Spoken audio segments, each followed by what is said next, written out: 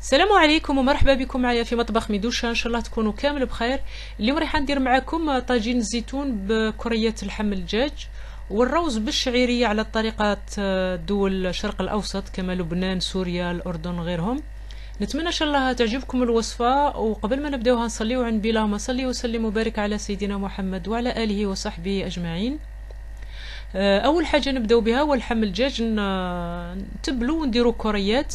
دونك هنا راني رحيت تعرفوا زوج صدر كامل تاع الدجاج، زول اللي منه من للزوج يعني واحد 300 غرام هكذاك، واحد 300 غرام لحم صدور.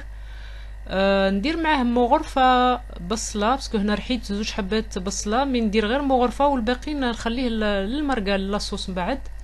وهنا عندي التوابل، درت الملح ونزيد هنا عندي العكري ولا الفلفل الاحمر الحلو بابريكا دو. عندي الباقي كل العكري درت مغرفه تاع تاي والباقي كل نص مغرفه تاع تاي. عندي شويه زنجبيل، شويه كزبر، شويه ثوم مرحي، شويه كمون، شويه فلفل كحل. هاني ندير لكم المكونات في صندوق الوصف كالعاده. نزيد شويه زيت، شويه برك ما تكثروش الزيت.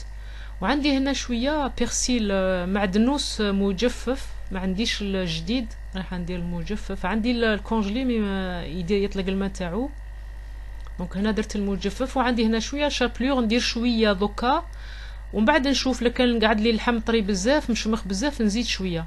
وهنا بياض البيض ندير غير نص بياض بيضه باسكو اللحم مش بزاف. بياض البيض هو اللي يلم لي اللحم، هو اللي يلي اللحم باش كي تقليوه ما يتفتتش. وهذا شويه بارميزان، جبن البارميزان، لا ما عندكمش ما ديروش، في يعني فاكولتاتيف مش شرط ديروه، يدير يعطي بنه في الكريات تاع اللحم. هنا قعد لي اللحم شويه طري، زدت له شويه شابلور ولا كذا كما راكم تشوفوا. تقدروا تخليوا اللحم يريح شويه في الثلاجه باش يحكم روحه، ولا عدتوا غاصبين كمان تقدروا يعني تديروه تكربعوه وتوجدوه غابيدمون. هنا راني ندير فيه في الفارينه وكي نخرجوا من الفارينه ننفضوه مليح، يلفو تنفضوه مليح من الفارينه. ومن بعد نجيب مقله ندير فيها شويه زبده وشويه زيت باش نقلي لي بولات هذو. خلطوا شويه الزبده وشويه زيت كي تعودوا تقليو في اللحم يجيكم اللحم طري، ما ديروش الزبده وحدها تتحرق، وكي تخلطوا معها الزيت احسن يجيكم اللحم تاعكم طري وما يتحرقش كما نقولوا. فوالا نقليهم على الوجهين منا ومنا لي بولات هذو،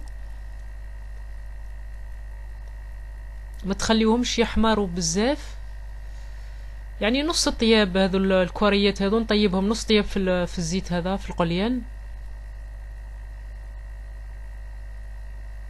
فوالا نقلبهم على الجهات كامل يتقلاو عليهم. الوصفه هذه كنت درت صور عليها في الانستغرام، يعني الانستغرام دي فوا نلوح الصور تاع الاكل تاعنا العادي يعني اللي نديروه كوتيديانمون، عشاء ولا غدا نصورهم برك ونلوحهم باش نعطيكم افكار، يعني اللي حابت تخمم واش دير الغدا ولا العشاء تصويرات تمدلها الفكره. كاينين اللي قالوا لي لا ما درتيهمش في اليوتيوب الوصفات هذه، دونك هاني درت لكم هذه، يعني راح ندير لكم هذه والباقي الصور الباقيين راني ان شاء الله كي نقعد نزيد نصورهم ونلوحهم لكم في اليوتيوب وسي. دونك هنا نجي للمرقه ولا لاصوص. البصله هذيك اللي قعدت لي باسكو رحيت زوج حبات بصله صغيرين، درت ملعقه كبيره في اللحم، والباقي هاني نقلي فيه مع زوج فصوص ثوم وملعقه قهوه طماطم مصبره. قليت مليح مليح وكساع زدت الطماطم، رحيت زوج حبات زدتهم. وهنا توابل ما عدا الثوم باسكو الثوم هاني درت فصوص، وزدت شويه كركم، يعني نفس التوابل درتها في اللحم، نحيو غير الثوم بودره ديروا ثوم الفخي، وزدت شويه كركومه كما نقولوا. وهنا شويه معدنوس رند بعد ما قليت مليح مليح تقليو البصله والثوم مليح حتى يذبلوا.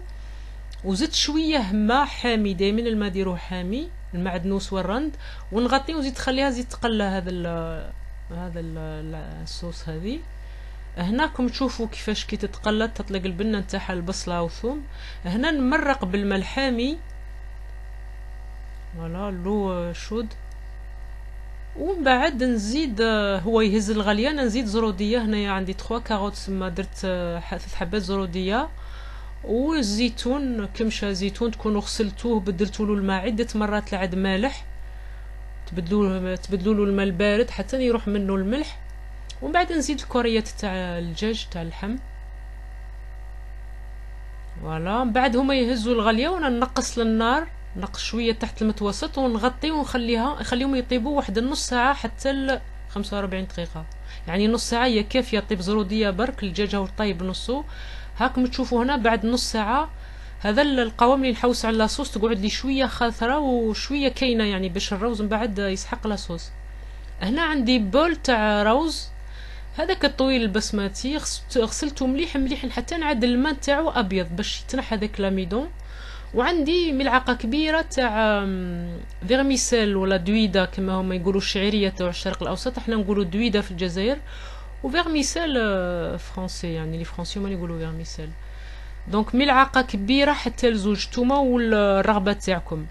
دونك ديروا ملعقه كبيره زبده وزوج معالق زيت ولا وحده كبيره زيت معمره مليح، وقليو الفيرميسيل حتى تحمر هكذا في هذه الزبده هذه.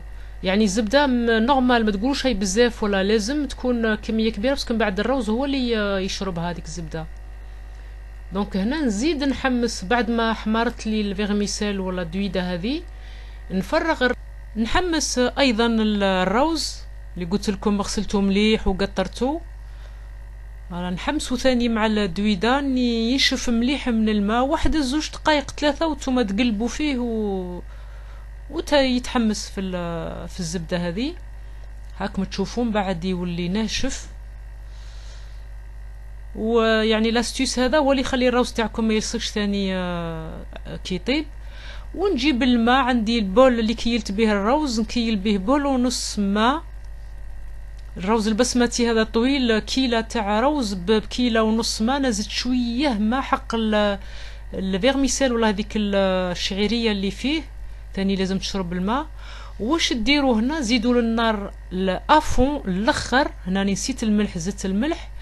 زيدوا النار قاويه، خليوها قاويه وسكروا عليه وخليوه يطيب من غير ما تتلحوا ليه بالمغرفه حتى ينشف هكذا. يدير هاكم تشوفوا دوك نشف.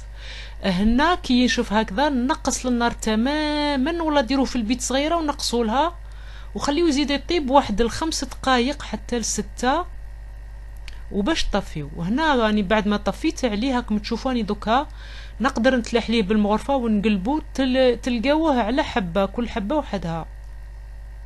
وهناكم تشوفوا في صحن التقديم طاجين الزيتون تاعنا الجزائري بالبوله تاع الدجاج ولا الروز تاع الشرق الاوسط. يعني روعه للزوج مع بعضهم ما شاء الله. نتمنى ان شاء الله تكون عجبتكم الوصفه وشهيه طيبه، والسلام عليكم ورحمه الله وبركاته.